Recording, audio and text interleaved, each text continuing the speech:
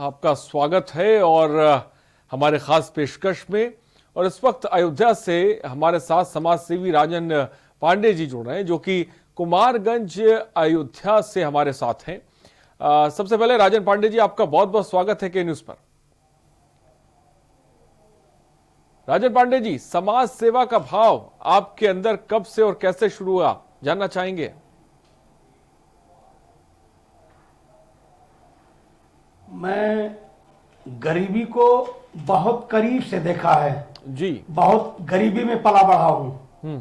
दो वक्त का भोजन कैसे मिलता है उसको जानता हूं, भूख की तड़प कैसे होती है, एक टाइम का भोजन के लिए कितनी मेहनत करनी पड़ती है। बहुत गरीबी में पला बढ़ा हूं, इस नाते इस गरीबी की भूख की तड़प ने मुझे समाज सेवी बना दिया।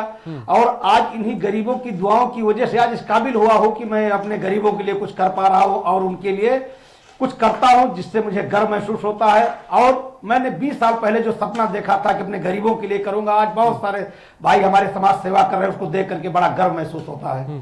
बहुत अच्छी बात राजन जी आपने कही। लेकिन इस बीच इस कोरोना काल में जो देखा हमने, वैश्विक बीमारी, दुनिया पे मुश्किलात टूट पड़ी और हमने हिंदुस्तान में भी देखा कि अभी भी लोग बहुत बड़ी तादाद में परेशान हैं। उन तक आप इस मुश्किल के वक्त में कैसे आपने मदद पहुंचाई, कैसे उनकी मदद करी, इसके बारे में भी थोड़ा सा बताएं। आजार भाई, हमने कोरोना काल में बहुत सारे मास्क बांटे। यदि मास्क नहीं कम पड़ गए तो हमने गमछे बंटवाए, सैनिटाइजर बंटवाए, अपने साथियों को लगा करके नगद पैसे भी दिए, अनाज भी बंटवाए। जितनी मेरी शक्ति है मैंने बहुत काम किया कोरोना काल में। और कोरोना काल में ही नहीं, मैं पिछले 20 सालों से लगातार काम कर रहा हूं अपने गरीबों के लिए। अपनी कमाई का आधा खर्चा गरीबों के पे खर्चा कर देता हूं। यही मेरी जिंदगी का दुश्मन बना हुआ है यार भाई। आज मेरे ऊपर 3-3 बार गोलियां चलवाई जाती हैं। ये नेता जो है मेरे पीछे लगे हैं, मुझे बर्बाद करना चाहते हैं। अभी हाल ही में मेरी पत्नी डॉक्टर तृप्ति पांडे है, मैंने मुकदमा लिखवाया। उनके मोबाइल पे फोन आता है कि तुम अपने पति को समझा दो, समाज सेवा बंद कर दे, नहीं तो तुम्हारे परिवार को बम से उड़ा दिया जाएगा। मैंने मुकदमा लिखवाया, उसमें आज तक कोई कार्रवाई नहीं हुई। बड़े दर्द की बात है। आप लोगों का साथ चाहिए। क्यों नहीं राजन पांडे जी, आपका साथ ना मिला तो निश्चित ये भ्रष्टाचारी लोग हमको मिटा देंगे। जी जी अजहर भाई, आप सबका साथ चाहिए। क्यों नहीं कार्रवाई हो रही है, क्या लगता है आपको, क्यों नहीं कार्रवाई हो रही है उन लोगों पर जो लोग आपको परेशान कर रहे हैं, समाज सेवा भाई मुझको करने से बताया रोक रहे गया हैं? कि क्या कहते हैं वो नेपाल का नंबर है। नेपाल का नंबर होने के नाते हम लोग ट्रेस नहीं कर पा रहे हैं, इस नाते कार्रवाई नहीं हो रही है। बताइए आप, नेपाल का नंबर है, मुझे धमकी मिल रही है, उस पर और तेजी में कार्रवाई होनी चाहिए। कौन लोग धमकी दे रहे हैं, इसके बारे में आप कुछ बता सकते हैं?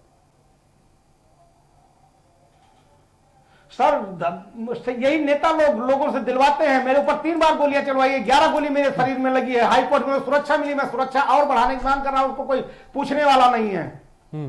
राजन जी, लेकिन इस बीच हम ये समझना चाहते हैं, ये बहुत अच्छी बात है कि आप समाज के लिए काम कर रहे हैं और भगवान उसका फल जरूर देता है। और बीच में से ही कोई माध्यम चुनता है, उसमें कोई शक नहीं, वो माध्यम आम है जिसकी वजह से लोगों को मदद पहुंच रही है। लेकिन इस बीच जब आज जमीनी स्तर पर काम करते हैं, लोगों की मदद करते हैं, किस तरह की परेशानियां आपने देखी है इस कोरोना काल में, जो उस परेशानी से लोग जूझ रहे हैं, वहां तक ना नेता पहुंच पा रहे हैं, ना सरकारें पहुंच पा रही हैं, किस तरह की परेशानी से जूझते हुए आपने लोगों को देखा?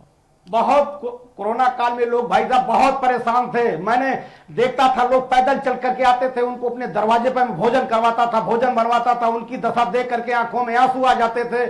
लेकिन अब उस पर बोलना ठीक नहीं है। कोरोना के समय 15 दिन का कम से कम 1 हफ्ते पहले टाइम देना चाहिए था, सारे लोग घर आ जाते, उसके बाद लॉकडाउन करना चाहिए था। लॉकडाउन एक बैक किया गया, जिससे बहुत काफी दिक्कत हमारे गरीबों पे आई। लेकिन अब तो सब कुछ कंट्रोल है, सब ठीक ठाक चल रहा है। बस आप लोग ऐसे ही गरीबों की बात उठाते रहिए, निश्चित अच्छा होगा।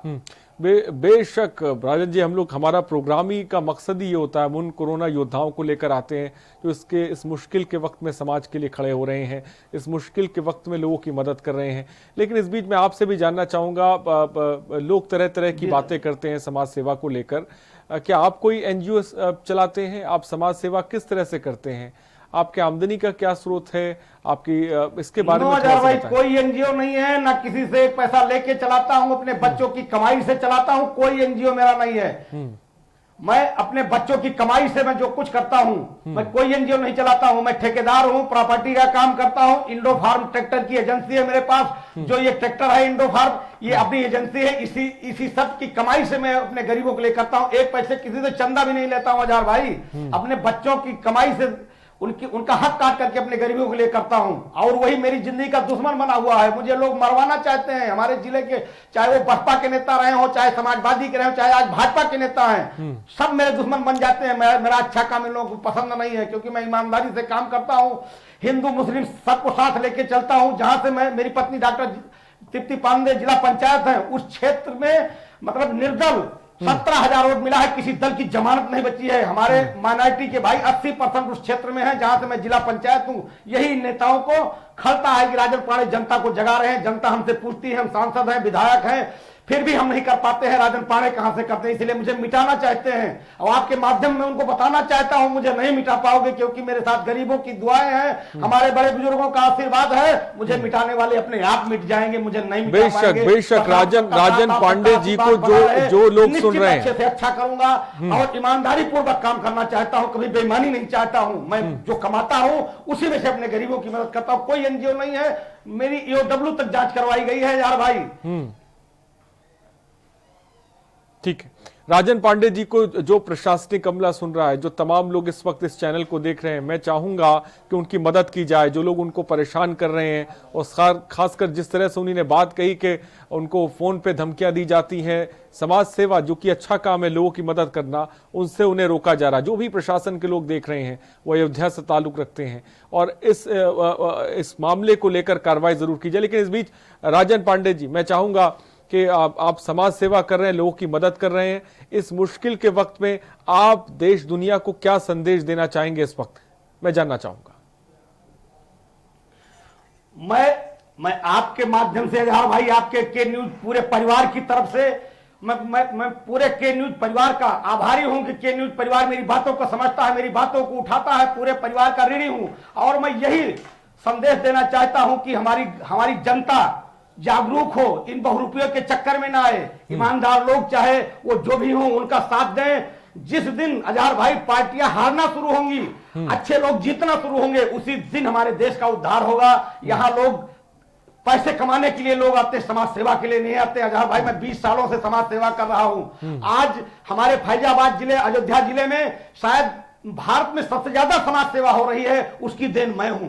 इसीलिए मेरे ऊपर गोली चलवाई जाती है। 11 गोली मेरे शरीर में लगी है भाई, पॉलिटिकल पार्ट पे लगी है। मुझे माननीय उच्च न्यायालय ने सुरक्षा दे रखी है, जिला प्रशासन से दबाव बना करके मेरा लाइसेंस नहीं होने दिया जाता, मुझे सुरक्षा नहीं मिलने दी जाती है। इन नेताओं का ये चरित्र है। बस आप सबका साथ चाहिए, निश्चित अच्छा करूंगा। और यही चाहता हूं कि गरीबों के लिए काम करें, अपनों के लिए काम करें, ईमानदारी पूर्वक काम करें। और राजनीति समाज सेवा के लिए होनी चाहिए, ना कि पैसा कमाने या दलाली या मक्कारी के लिए होनी चाहिए। किसी को बर्बाद करने की राजनीति बहुत बड़ा संदेश राजन पांडे जी ने दिया। राजनीति पूजा समझ करके करनी चाहिए कि मैं समाज सेवा करने जा रहा हूं, विधायक सांसद बनने नहीं जा रहा हूं, गरीबों का सेवक बनने जा रहा हूं, उनका नौकर बनने जा रहा हूं। बेशक बहुत बड़ा संदेश। राजनीति जो है वो समाज सेवा के लिए होनी चाहिए, झूठ और मक्कारी के लिए नहीं होनी चाहिए, भ्रष्टाचार के लिए नहीं होनी चाहिए। बहुत अच्छी बात राजन पांडे जी आपने कही। फिलहाल वक्त की थोड़ी सी कमी है, बहुत बहुत शुक्रिया हमसे जुड़ने के लिए, अपनी बात रखने के लिए। राजन पांडे समाज सेवी हमारे साथ जुड़े हुए थे। इस कोरोना काल में उन्होंने कैसे लोगों तक मदद पहुंचाई, कैसे उनकी सहायता की, वो बता रहे थे। फिलहाल खास पेशकश में इतना ही। बने रहिए हमारे साथ। नमस्कार।